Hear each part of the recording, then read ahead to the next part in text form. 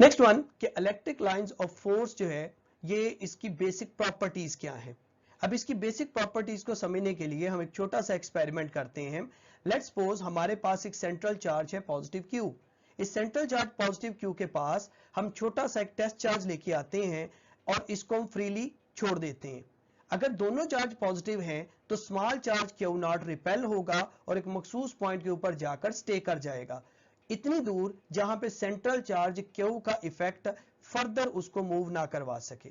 इसी मेथड को यूज करते हुए हम क्यू नॉट जो स्मॉल क्यू नॉट है उसको पॉजिटिव क्यू की मुख्तलिफ डायरेक्शंस में रखते हैं और जैसा कि डायग्राम में हमें शो किया जा रहा है एरो की मदद से, हम चारों तरफ से एक एरिया या रीजन जो है उसको डिफाइन कर सकते हैं। इसके ऊपर लगने वाली फोर्स F वो बराबर होगी क्यू नॉट इंटू ई के। अब इस रिलेशन के बाद जो हमारे पास मुख्तलिफ किस्म के फॉर्मूला मुख्तलिफ किस्म के रिजल्ट्स प्रोड्यूस हुए, हम उन रिजल्ट्स को डिस्कस कर लेते हैं। पहला, electric lines of force originate from positive charge terminate at negative charge, यानी electric lines of force positive charge से प्रोड्यूस होती हैं और करीब 3 नेगेटिव चार्ज के ऊपर जाकर एंड हो जाती हैं, टर्मिनेट हो जाती हैं। दूसरा point, tangent to the field lines at any point gives direction of electric field at that point। किसी भी पॉइंट के ऊपर इन इलेक्ट्रिक लाइंस ऑफ फोर्स में किसी भी नुक्ते किसी पॉइंट के ऊपर जो टेंजेंट है वो उस वक्त में हाजिर टाइम पे करंट सिचुएशन के अंदर इलेक्ट्रिक लाइंस ऑफ फोर्स की डायरेक्शन को शो करता है। Number 3, the lines are closer where the field is strong and the lines are further apart where the field is weak. जहां ये लाइंस ज्यादा होंगी वहां पे फील्ड मजबूत होगा, स्ट्रॉन्ग होगा, और जहां पे ये लाइन फासले पे होगी वहां पे फील्ड वीक हो जाएगा। And most importantly, no two line cross each other because field has only one direction at any point. कभी भी दो इलेक्ट्रिक लाइंस एक दूसरे को क्रॉस नहीं करती। अगर ये क्रॉस करेंगी तो पॉइंट ऑफ क्रॉसिंग के ऊपर दो डायरेक्शंस पैदा हो जाएंगी। गौर कीजिएगा, हमारे पास पॉइंट नंबर 2 कि किसी भी नुक्ते के ऊपर फील्ड लाइन का टेंजेंट उस नुक्ते पे फील्ड की डायरेक्शन शो करता है। सो अगर हमारे पास दो लाइनें क्रॉस कर रही हैं तो पॉइंट ऑफ क्रॉसिंग के ऊपर डायरेक्शन अनडिफाइन हो जाएगी। सो इट इज कंसिडर कि हमारे पास इलेक्ट्रिक लाइंस ऑफ फोर्स कभी भी एक दूसरे को क्रॉस नहीं करती। नेक्स्ट यहां पे देखिए, हमारे पास इलेक्ट्रिक फील्ड लाइंस दो आइसोलेटेड चार्जेस की वजह से हैं। गौर कीजिए, पॉइंट 1 पॉजिटिव चार्ज से ये प्रोड्यूस होती हैं और नेगेटिव चार्ज के ऊपर ये टर्मिनेट होती हैं। सो चेक दिस आउट, हमारे पास पॉजिटिव चार्ज जो रेड कलर में शो किया हुआ है इससे electric lines of force outside पे मूव कर रही हैं, जबकि ब्लू डायग्राम के अंदर नेगेटिव चार्ज है। So electric lines of force negative charge की तरफ मूव कर रही हैं और वहां जाके टर्मिनेट हो रही हैं। सेम इन दिस वे, अगर हमारे पास दो ऑपोजिट चार्जेस हों, one is positive second is negative, गौर कीजिए इलेक्ट्रिक लाइन पॉजिटिव से जनरेट हो रही है और नेगेटिव पे टर्मिनेट हो रही है।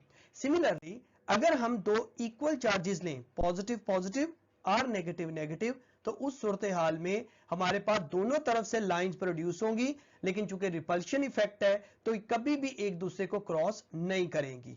यहां पे गौर कीजिएगा, दोनों पॉइंट्स के दरमियान जो एक हमारे पास यहां पे अगर आप देखें जहां पे एक डॉट शो हो रहा है, इस पॉइंट के ऊपर जो सेंट्रल एरिया है it is known as the null point.